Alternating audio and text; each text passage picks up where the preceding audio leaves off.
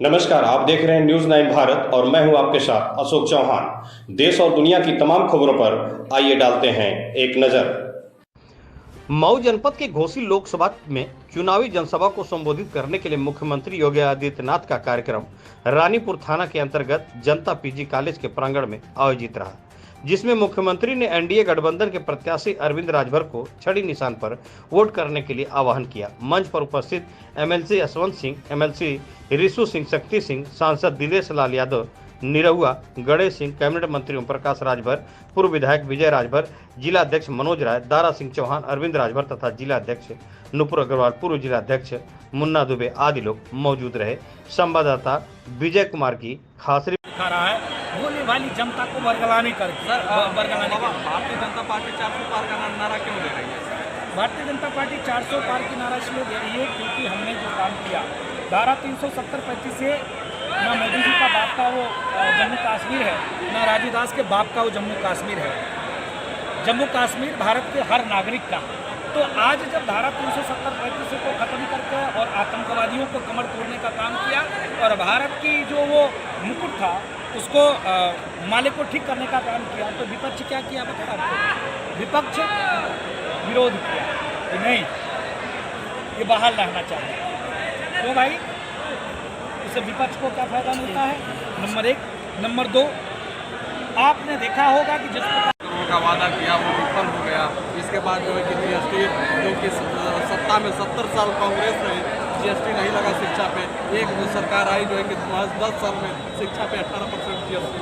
आपने मुझको 10 वर्ष दिया है, 70 वर्ष तक आप ही राजा थे, आप ही मालिक थे। 10 वर्ष दिया है, 10 वर्ष में आप आकलन करो 70 वर्ष में क्या हुआ था और 10 वर्ष में क्या हुआ है। आप अपने परिवार चलाने के लिए कितना मेहनत करते हो आपको सबको पता है। तो उत्तर प्रदेश और देश को सजाने और संवारने में वक्त लगेगा।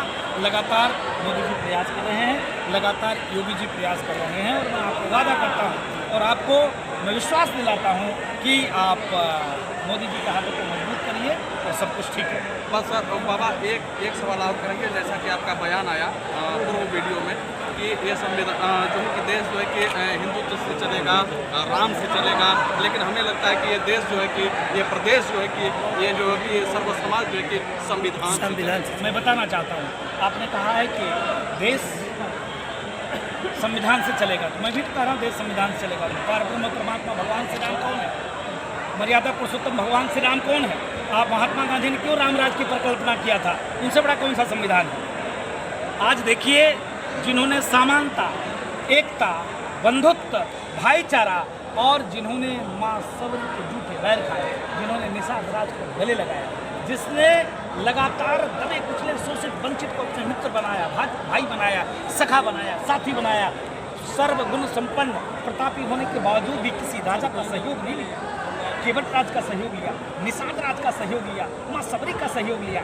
बात करते हो कि हम भी तो वही कह रहे हैं, राम मतलब संविधान। बाबा साहब भीमराव अम्बेडकर द्वारा रचित संविधान में पहले पन्ने पे राम दरबार है। क्यों है राम दरबार? इसीलिए राम दरबार है क्योंकि राम समता की मूलक है, राम सनातन और भारत की संस्कृति है। तो भारत संस्कृति वाला देश है, सनातन प्रधान देश है। आपने तो धर्म के आधार पर देश को बांटे नहीं। किसने बांटा? हमने बांटा। भगवान राम ने बांटा। किसने बांटा? आपने बांटा। क्यों भगवान राम, क्यों धर्म के आधार पर देश को बंटवा? वो मेडिकल कॉलेज बन रहा है लेकिन प्राइवेट बन रहा है पीपीपी मॉडल पे। तो क्या आप चाहते हैं कि राजकीय मेडिकल कॉलेज बने? एकदम 100% मैं चाहता हूँ कि राजकीय मेडिकल कॉलेज बने, ताकि सरकार का ध्यान सीधे सीधे इस पर रहे और सरकारी व्यवस्थाएं यहाँ पर रहें, सरकार के द्वारा संचालित हों। मैं वही नहीं, मैं यहाँ तो ITI, पॉलिटेक्निक और महिलाओं के लिए डिग्री कॉलेज, इन सारी चीज़ों को मैंने स्थान भी देखा। कभी मैं बगल में हूँ, यहीं बगल काझा में है। एक दिन मैं सूर बाबा के मंदिर के बगल में गया हुआ था। वहाँ हमारे इस क्षेत्र के करीब 50 गाँव के बच्चे वहाँ दौड़ धूप करके मेहनत करते हैं। कहीं न कहीं जब मैं वहाँ गया तो मेरे ध्यान में तुरंत चढ़ गया कि जब बच्चे खुले फील्ड में दौड़ धूप लगा रहे हैं और अपनी तैयारी कर रहे हैं, तो क्यों नहीं यहाँ एक मिनी स्टेडियम को स्थापित करने का भी एक संकल्प अपने मन में ले लिया जाए। मुझे 4 दिन बाद पता चला कि वहाँ पर सरकार के द्वारा कस्तूरबा इंटर कॉलेज बनाने की व्यवस्था बनाई जा रही है। हमने तुरंत बातचीत करके हमने कहा कि यहाँ मुझे आने वाले समयों में सरकार से बात करके मिनी स्टेडियम बनाना है, क्योंकि यहाँ से यहाँ के 50 गांव के बच्चों की आस्था जुटी हुई है। वहाँ से थोड़ी दूर पर 6 बीघा का ज़मीन है, वहाँ पर कॉलेज बनाया जाए, हमें कोई आपत्ति नहीं। और सरकार ने और यहाँ के प्रशासन ने उसको स्वीकारता भी प्रदान किया। गठबंधन करेगी, सरकार बनाने जा रहे हैं। अरे भाई, अगर वो बंद आँख से सपना देख रहे हैं तो देखें, और सपना देखने का अधिकार तो सबका है। कौन नहीं कह रहा है कि हमारे साथ निर्दल जो प्रत्याशी है वो भी कराम जीत रहे हैं। तो बंद आँख से सपना जो देख रहा है वो देखे, वो सिर्फ सरकार बनाने का सपना देख सकते हैं। लेकिन हम जो सपना देख रहे हैं, हमारी सरकार जो देख रही है, जो 2047 का विकसित भारत का संकल्प रखा गया है, उसको पूरा करने के लिए सबसे पहले घोसी को विकसित करना नितांत आवश्यक है। हम घोसी कैसे विकसित होगा, 21,86,000 मतदाताओं पर विश्वास कैसे होगा, उनको स्वतः पर कैसे विश्वास होगा कि हर बार का जनप्रतिनिधि एक जैसा नहीं होगा। इस बार का जनप्रतिनिधि अगर छड़ी का निशान पर वोट मिलता है, लोग मौका देते हैं, तो विगत 20 साल का हम 5 साल में करके दिखाने का काम करेंगे। और मैं नहीं कहता, ये जनता ही इस चीज़ की स्वीकारता प्रदान कर रही है कि पहली बार तो एक युवा प्रत्याशी माननीय मुख्यमंत्री जी ने कहा कि भाई जब महापरिवर्तन का आगाज़ और नव निर्माण का आगाज़ और क्रांति का आगाज़ देखिए ऐसा नहीं है।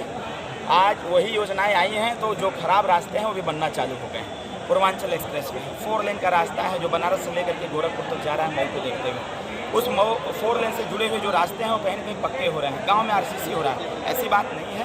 सारे काम प्रगति के पथ पर है। हाँ, थोड़ी सी तो रफ्तार देने की आवश्यकता है, क्योंकि जनता की जो इच्छा है, जनता की जो सोच है, जनता का जो संकल्प है, उसके संकल्प को पूरा करने की थोड़ी रफ्तार देने की आवश्यकता है। जाते जाते मुख्यमंत्री ने कहा कि माफिया मिट्टी मिल गए हैं, झूमते वोट नहीं जाए, क्या कहेंगे? एकदम माननीय मुख्यमंत्री जी ने इस बात को स्पष्ट रूप से कहा है। पहले तो भैया ये भी होता था कि वोट देने के बाद विरोधी दल के लोग अगर पूछते थे कहाँ वोट दिए, उसने बता दिया कि हमने यहाँ वोट दिया, तो उसका हाथ काट दिया जाता था। वोट देने के लिए घर से निकलता था तो हल्ला मचता था कि गोली चलने वाले लोग वोट देने नहीं जाते थे। अगर लोग पहुँच भी जाते थे तो जिस प्रकार से लाठी चार्ज होते थे, लाठी डंडों से पीटे जाते थे, वो नहीं होता है। अब जनता खुद का निर्णय लेती है और शांति तरीके से झूमते हुए। आप सोचें इस बात को कि पहले तो लोग जल्दी जल्दी जाते मतदान कर, अब तो बाकायदे सज धज करके, अच्छा कपड़ा पहन करके बाकायदे इत्मीनान से जाते हैं। अब तो बूथों पर पानी की व्यवस्था है, मिठाई की व्यवस्था है, तमाम तरह की व्यवस्था है, जिससे लोकतंत्र को मजबूत करने के लिए लोग मतदान करें। और मुख्यमंत्री जी ने एकदम स्पष्ट रूप से कहा, अब भय की डरने की आवश्यकता नहीं है, सभी लोग झूम करके जाकर के। आप डरने की बात कर रहे हैं।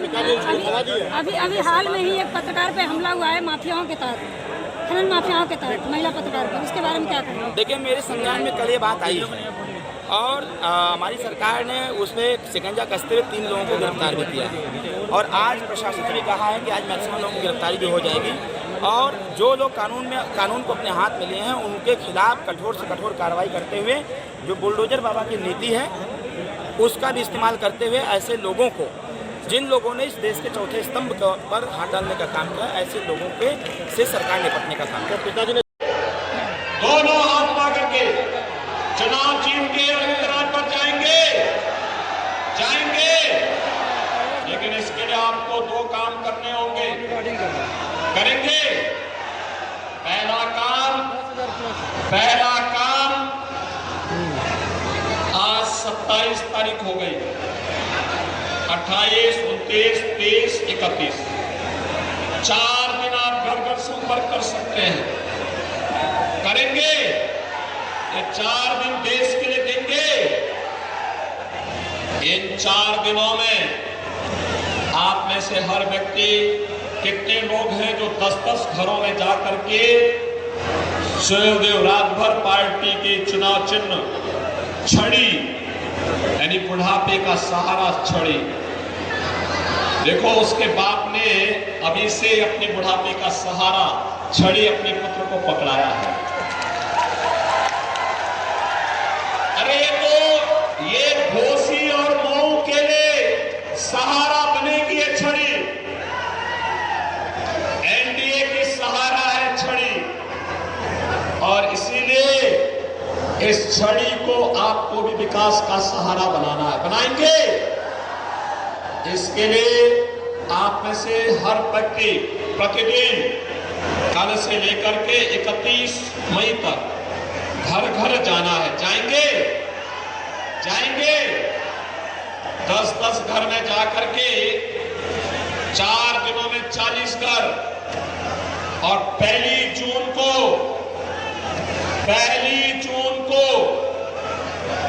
उन 40 घरों में लगभग 150 से 200 मतदाता होंगे।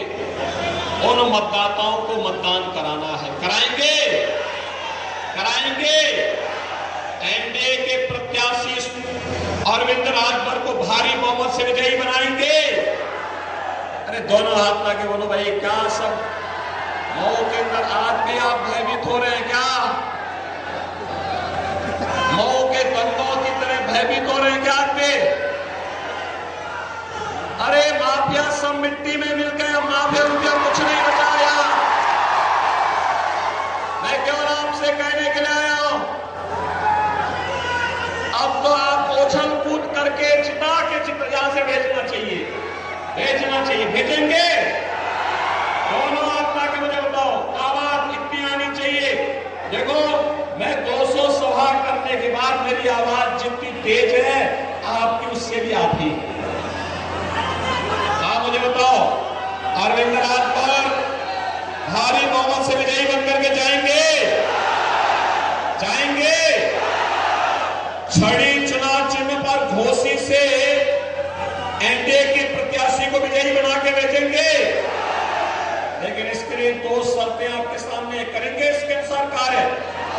तो फिर मेरे साथ बोलेंगे, भारत माता की, भारत माता की, भारत माता की, जय श्री राम, जय जय श्री राम, जय श्री राम।